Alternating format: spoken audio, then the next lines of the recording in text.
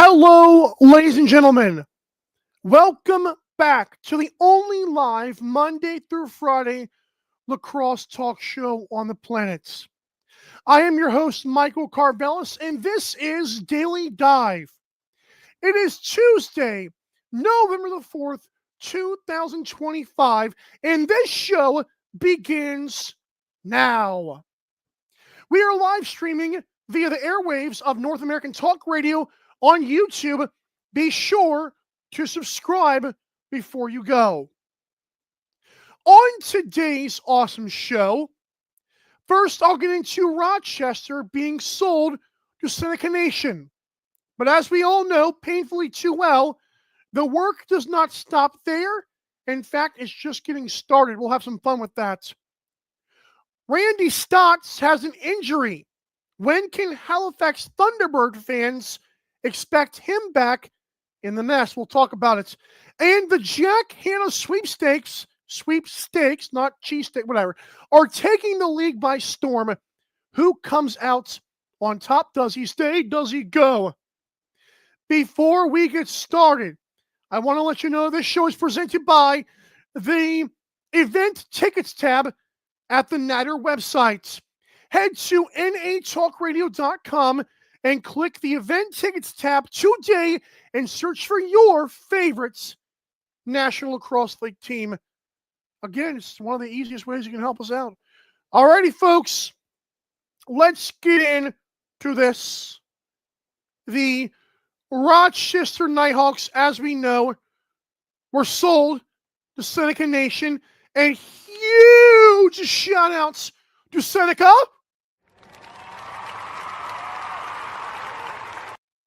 That's right. Thank you so much for your love of the game and the sport and the league.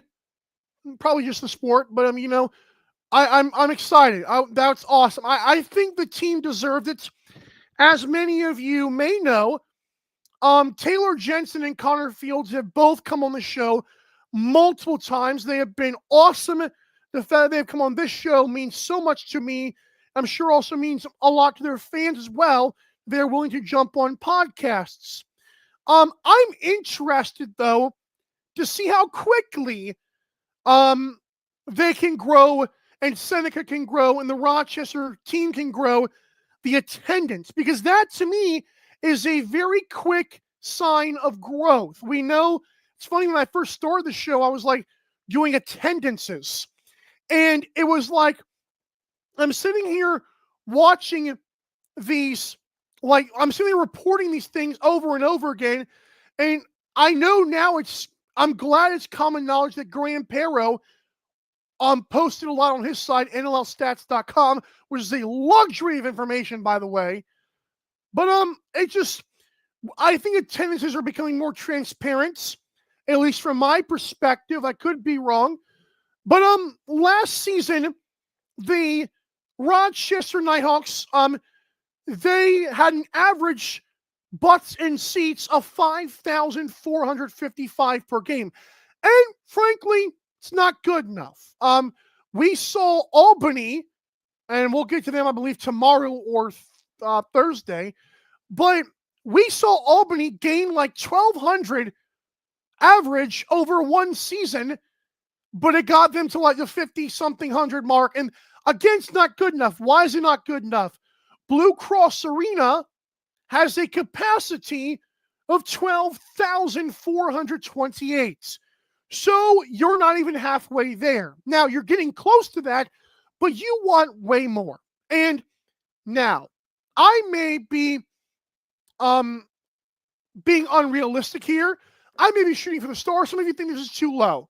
But I'm going to do a kind of a new segment on the show called Daily Dive Goals. And I think it's fair, at least in my opinion, and let me know in the comments or on social media at Daily Dive LAX what you think the goal should be. So I believe, because the attendance was at 5,455 last year, and I know, of course, the capacity is 12,000 some, I'm not going to sit here and say, get 10,000 automatically. Let's shoot for 7,000. Realistically, I know dang well that will not happen. But how high can you grow this thing? Again, Albany did it 1,200. Over one season they grew like that. It seems like a lot. And it is a lot. And congrats to Albany. Obviously, that train now has moved on. But I think 7,000 average would be a stretch, but achievable. It's also something to look forward to. So with that being said, if I am a Knighthawks fan, if I am around the area, and folks, I know, believe me, I know sports sometimes, like, why not stay home? And I get that. I am all for that a lot of the times, most of the time, really. But I've gone to 2 Georgia Swarm games. That's my NLL butts in seats. That's my career so far. I've done 2 games. Both times, electric, fun, saw everything that was going on. Because you think of like NFL, and I know a lot of people have gone to a baseball game. Even I went to a baseball game, thought it was terrible in person. But it's like, you go to those kind of games, it's like it's so far away, you don't really know what's going on. There's a lot of people being drunk or whatever it is. You go to a hockey, an NBA. I've never been to one of those, but I've heard they're great. Lacrosse, like box lacrosse, it's so much more personable. It's intimate. The fans are talking. The in-arena hosts are having fun. That's how I met Charlie B, who now works with the Falcons. He might still do the Swarm. I haven't checked that yet. But I'm excited to be at those games. If it wasn't 4 hours away, I'd go. So if you are within an hour or 2, I beg you to go to Rochester. Even if you don't, tell someone you think would enjoy it. The hint, everybody who's a sports fan will. I have said that from day one. This league is stinking awesome. It is one of the few sports that can both be great in person and on TV/phone, whatever. It's a rare thing. This doesn't even work for field lacrosse. For box lacrosse, it 1,000% works. So again, let's try to average 7,000 attendance, and then next year you have momentum, you grow it even more, and you steadily reach. I don't know if they will ever sell out Blue Cross Arena. The hope is, as more teams grow, they all end up selling out. But for now, it's cheap. You literally can go, this is not just a friendly promo, it's just the truth. Go to natalkradio.com and click the event tickets tab and type in Rochester Knighthawks. Get you a game. They're probably like $30 or $40 for a good seat. It's not bad at all. It's not bad at all. All right, so now let's get to another thing, because I'm not done with Rochester, and we're still going to have some fun here. So, their social media followers, again, my 2 biggest barometers, at least in my opinion, for how much a league is growing, or at least a team is growing, is their social media followers and their attendance in person. On Instagram, the Rochester Knighthawks have a following of 12.9 thousand. We'll just call it 13,000 followers. The Rochester Knighthawks on Instagram. On Twitter, they have 6,234. Now I know Twitter, that's an interesting place. I know I didn't include TikTok. I'm barely on TikTok. I know a lot of people are, but I feel like we want to grow on Instagram and Twitter. Twitter, 6,200, that's okay. But right now, between those 2 platforms, at least the biggest ones in my opinion, in terms of like potential box lacrosse fans, they were like 19,000-ish, okay? Yeah, it's like 18, let's say 19 and a half, whatever, thousand. Let's set a daily dive goal for not just 7,000 butts and seats on average.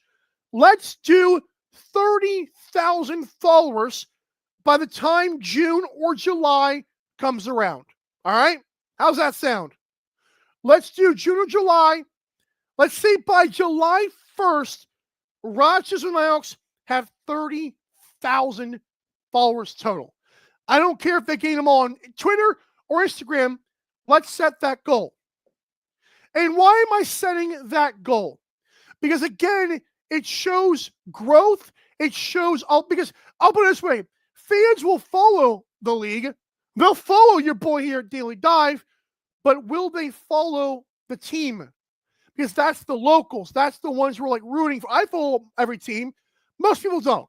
Okay? They don't want to follow Rochester, and it's fine. So, with that being said, I believe, again, 7,000 average attendance might be hard to achieve, but let's try it. And 30,000 social media followers between Twitter and Instagram. And finally, of course, being competitive, it can only help you grow. Because even though I believe in sports, the best markets are the ones who are good, win or lose. Like, they'll show up either way. Just look at the Cleveland freaking Browns, for that matter. That's a big, like, those, like, I get it. So the team obviously being competitive is going to help. I think they will be. But how competitive will the Rochester Knighthawks be? Well, thankfully for you, on Friday, I start my season predictions countdown with my number 14 team. Spoiler alert, it's not Rochester. You're welcome. I haven't finalized it yet, but let's just say Rochester, can they make the playoffs? We'll have to see what I think. Connor Fields, Ryan Lanchbury, Thomas McConvey, Rylan Hartley, if he's healthy. Rylan Huntscraft was good last year, finally. At least he was consistently good. Taylor Jensen, Graydon Hogg, Dan Coates is back. How good will Rochester be? Again, my season predictions countdown begins this Friday. Alrighty, folks. When we come back to this show, our second segment will be the Randy Staats injury that occurred at the Mann Cup.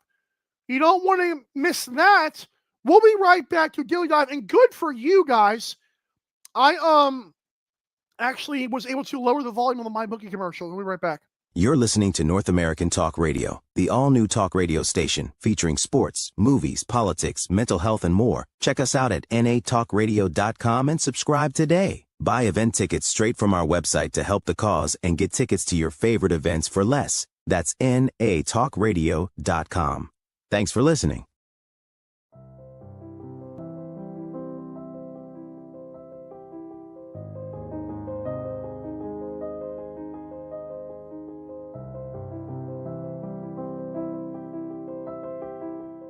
Welcome to MyBookie. You're ready to create an account and start making money, and we're here to help. And remember, you can get a bonus of up to $1,000 on your first deposit. Now you're ready to bet. Just go to mybookie.ag, visit the sportsbook, click on your bet, and input the amount you want to risk or win in the bet slip. Yes, it's that easy. Just remember, at MyBookie, you play, you win, you get paid.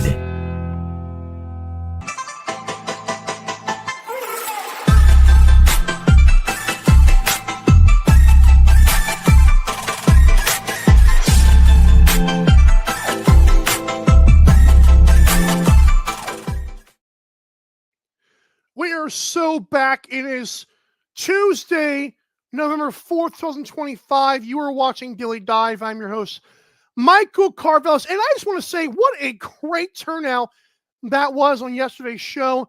I knew Frick would bring some viewers, but I was very happy of how many of you watched that show. Again, Frick will return on, I believe it's Monday, December 1st. And that'll be every Monday throughout the NLL season. But boy, we got such a fun preview yesterday. So that was fun. All right, again, let's get to our second topic of the day, which is the Randy Staats injury. Really, it's kind of a mystery at this point.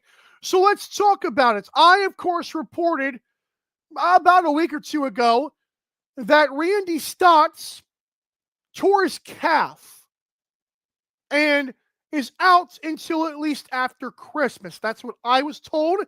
That's what I'm going with here. Obviously, there's been a bit of speculation whether he tore his Achilles or his ACL or whatever it was. And you're like, well, how did this come about?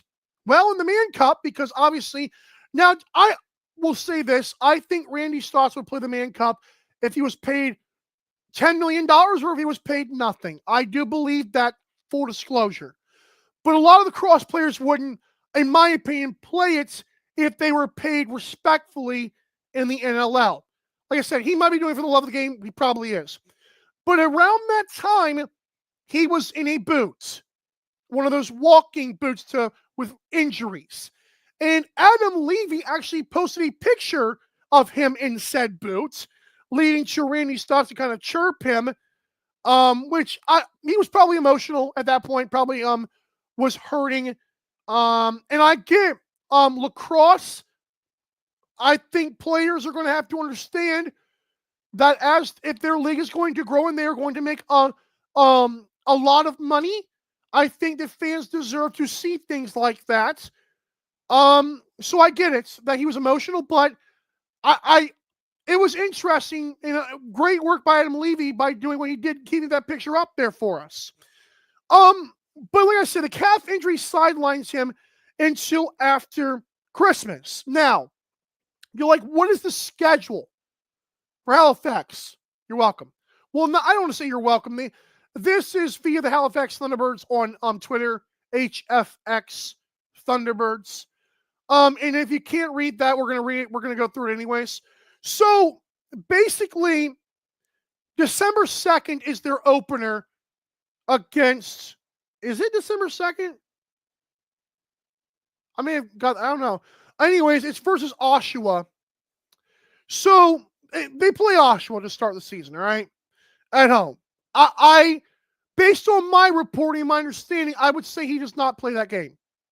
They then play at Buffalo on the 13th. And again, in my reporting, I think that's still a stretch. Like, again, you're on the road. I'm not sure how much you want to play that game. You then play 2 weeks later at home against the Rush.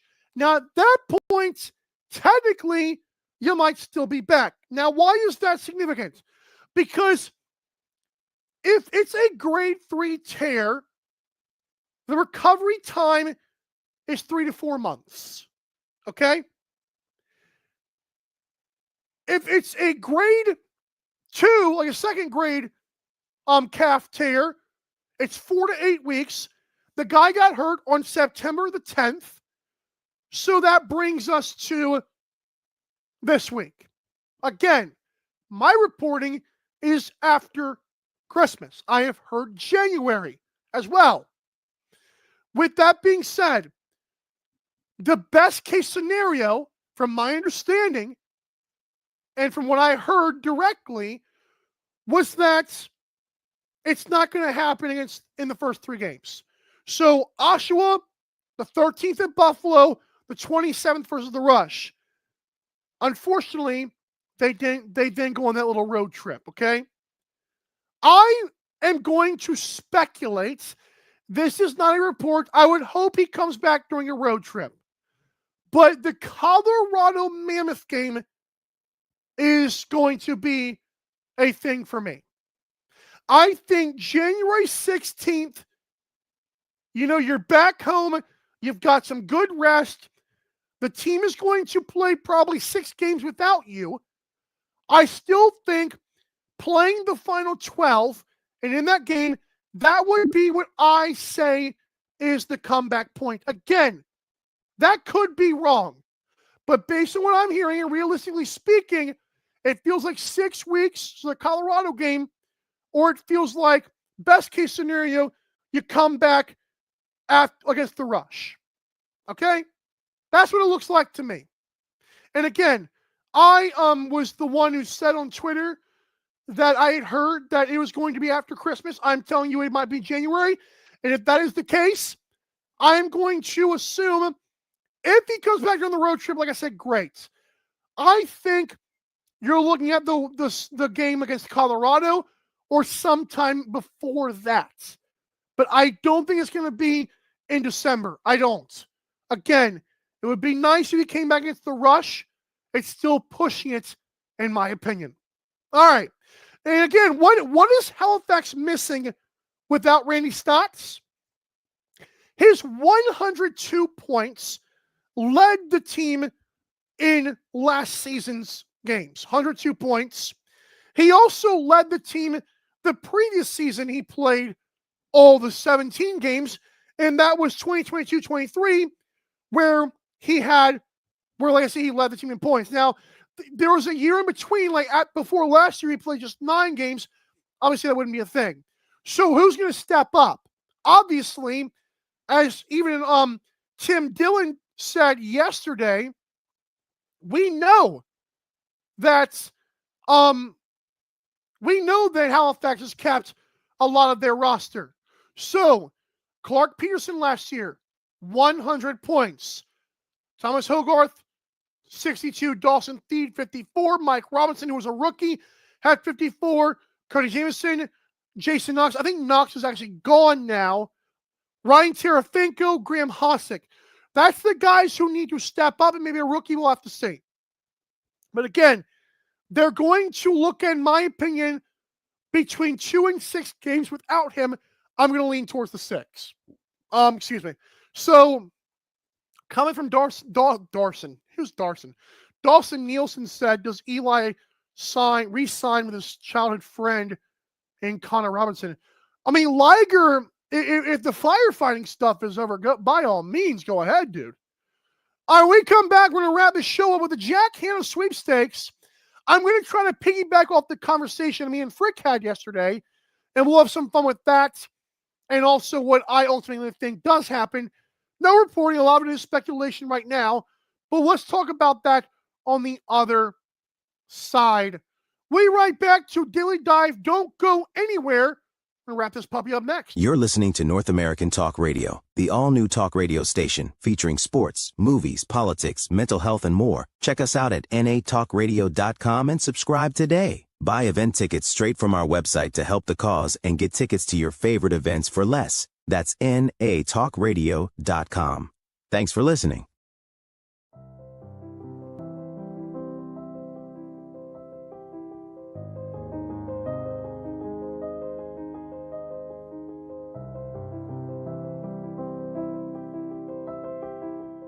Welcome to MyBookie. You're ready to create an account and start making money. And we're here to help. And remember, you can get a bonus of up to $1,000 on your first deposit. Now you're ready to bet. Just go to mybookie.ag, visit the sportsbook, click on your bet, and input the amount you want to risk or win in the bet slip. Yes, it's that easy. Just remember, at MyBookie, you play, you win, you get paid.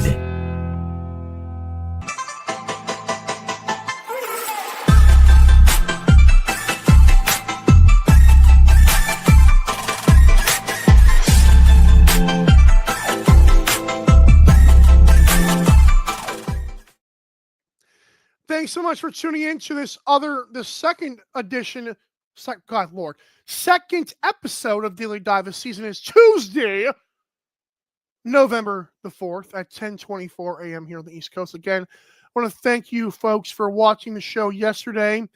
I'm trying to keep more active with the social media stuff, and be sure to subscribe to North American Talk Radio's YouTube channel before you leave the show today.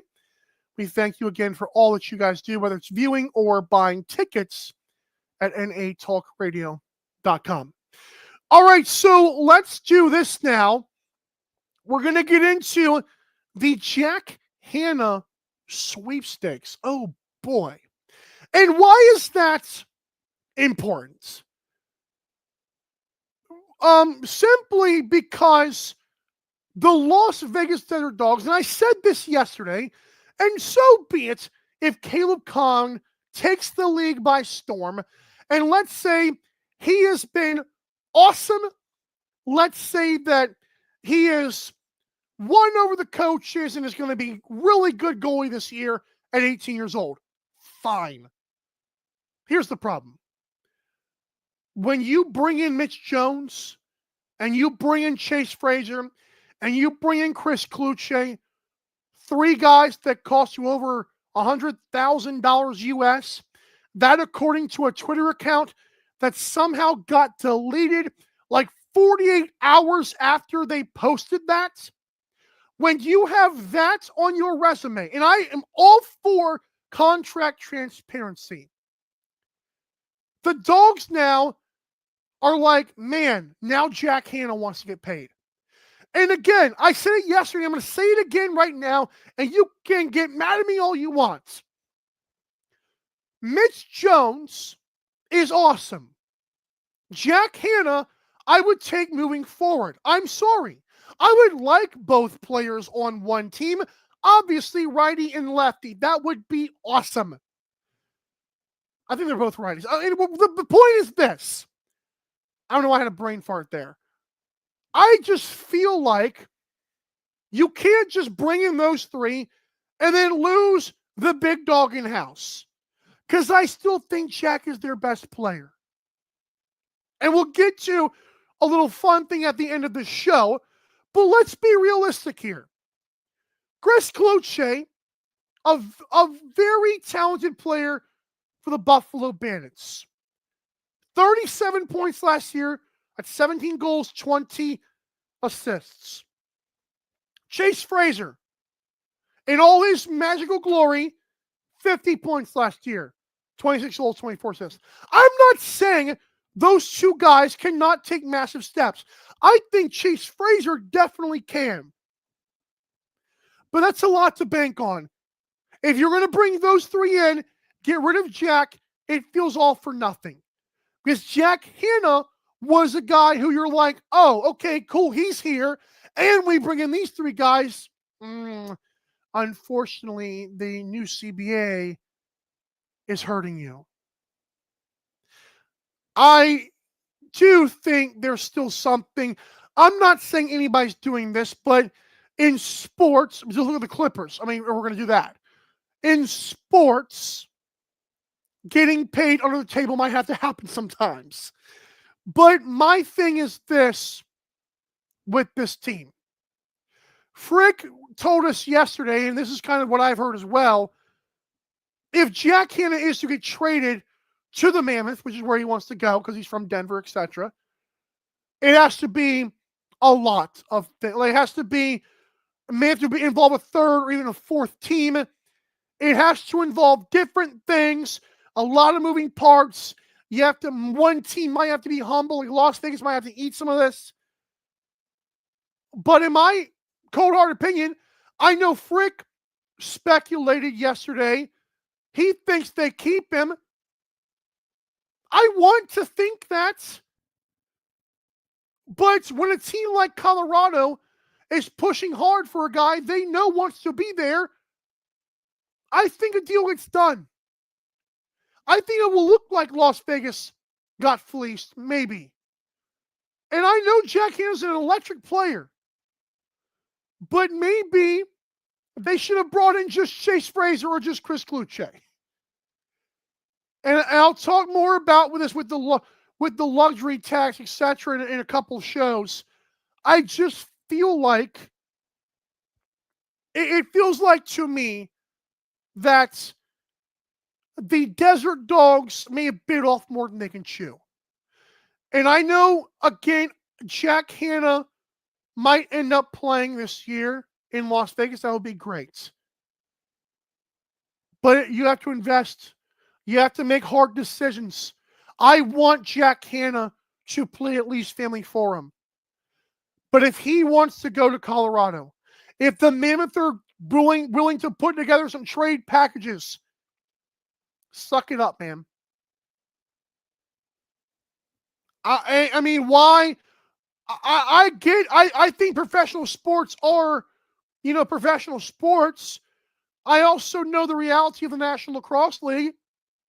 Guys want to be home. Dawson says if Las Vegas can bring 2 top defenders in for Jack, it's a win. It's not a disaster. No, I agree. And when I say that I believe that it'll be a fleece, I think a lot of fans will say that. But like, again, if Jack wants to leave, if Colorado wants to get him, I think it gets done. I know this might drag out. It also might not. And again, It's all speculation, but when there's smoke, there's fire. And when all those things are at play, give the kid to Colorado. Try to get a couple draft picks, high draft picks. Try to get, like Dawson said, some defenders. Maybe bring in another offensive piece that could pop off like a Fraser, like a Kluche. We'll have to see, but man, this is going to get sticky. Thanks for watching, guys. That was fun. Again, no guests on today. That was fun. So the reasoning, I'll be transparent with people. The reasoning yesterday I brought in as many as I did was because I wanted to tease the people what was to come this year. I knew it was going to be a big show. I was not expecting 190, how many ever it is, views. But I appreciate you guys for tuning in. Again, next time Frick is on the show will be Monday the 1st. We're also going to have Tim Dillon on every week. Pat Gregoire has agreed to every Friday, including possibly before that. Captain will come on frequently. And there's also another guest that's pretty massive that will be a recurring guest, but I don't like to do announcements for announcements, but little sneak teaser there. But yeah, thanks for watching, everybody. This has been Daily Dive here this Tuesday, November the 4th. Hype Up Month is just getting started. Tomorrow, we're going to talk about why the league might have a lot of parity this year. The CBA was awesome, right? It's even more awesome than you think it was. But thanks so much, everybody, for watching today's show. I'm your host, Michael Karvelis. You guys have a great rest of your day. This has been Daily Dive. Follow us, Daily Dive LAX, and don't forget to subscribe to the YouTube channel, North American Talk Radio. Have a great day.